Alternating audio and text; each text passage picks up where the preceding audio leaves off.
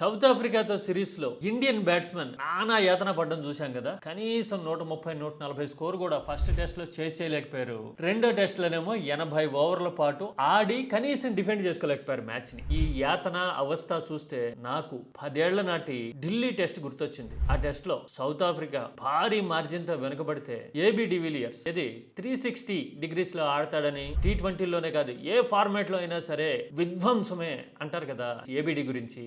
అలాంటి ఏబిడి ఢిల్లీలో match save చేసేందుకు 300 బాల్స్ ఆడాడు. దాదాపుగా రన్స్ కూడా ఎక్కువ కొట్ల, నాకు ఇప్పటికీ బాగా గుర్తుంది. కానీ ఇంత అటెంప్ట్ చేసినా కూడా సౌత్ ఆఫ్రికా మ్యాచ్ సేవ్ చేసుకోలేకపోయింది. అంటే ఇండియా వచ్చినప్పుడు సౌత్ ఆఫ్రికాకి అలాంటి యాతన పడాల్సిన పరిస్థితి ఉండేది ఎప్పుడు. అలాంటిది ఇప్పుడు వాళ్ళు మనోళ్ళని క్రికెట్ కాదు ఫుట్బాల్ ఆడించినట్టుగా ఆడించేసి అలవోకగా ఓడించేసి వెళ్ళిపోయారు. మీకు ఆ ఢిల్లీ మ్యాచ్ గుర్తుందా? మీరు చూసారా? అలా ఎదురీదే సౌత్ ఆఫ్రికా మనోళ్ళని ఇంత అలవోకగా ఎలా కొట్టగలిగింది?